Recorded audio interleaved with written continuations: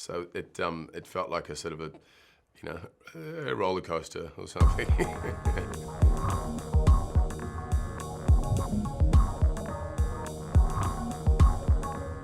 MIB is an iconic franchise, so what do you like the most about the other films?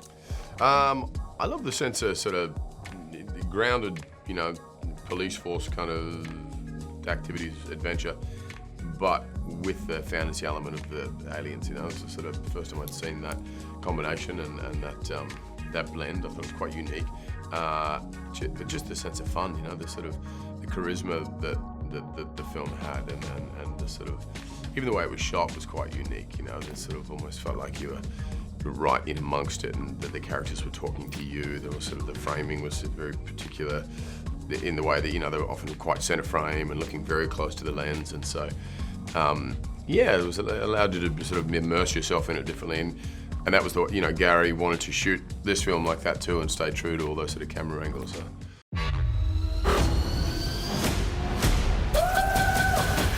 What do you think is the difference between the other films and this MIB International? Yeah, look, as I said, I'm just such a fan of the other films, and we all are.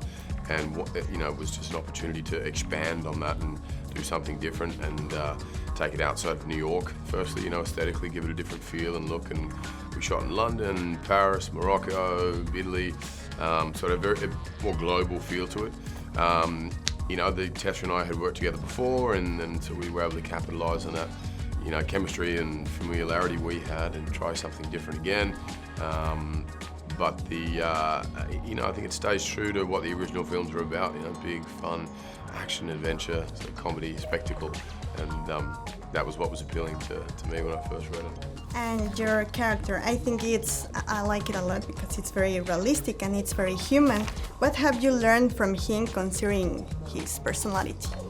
There's a sense of make the most of every opportunity and not take it too seriously, no matter what the stakes are, and that's not to say you don't apply yourself and commit to whatever the task is, but he certainly, there's a cheekiness to him and looks at the sort of the fun side of most situations, and I appreciate that, and it was a nice reminder just to enjoy life.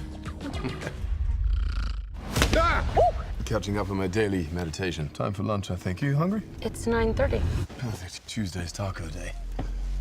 Can you tell us what is the best scene or moment in MIB International for you? One of my favourite scenes to shoot, and I think one of the funnest sequences when I saw the film was the chase sequence through Morocco, the streets of Morocco, on this sort of hovercraft bike, which was a three-wheeled motorbike, which they'd added pieces to look like a hovercraft, and that was pretty exciting. It was actually quite tricky to drive. I've ridden motorbikes for years, but a three-wheeled motorbike is it's quite odd. And I had Tessa on the back, so a bit of responsibility, extra responsibility there.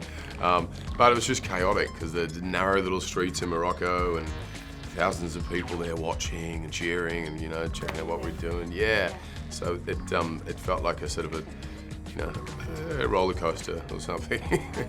What do you think about the idea of a woman in black movie?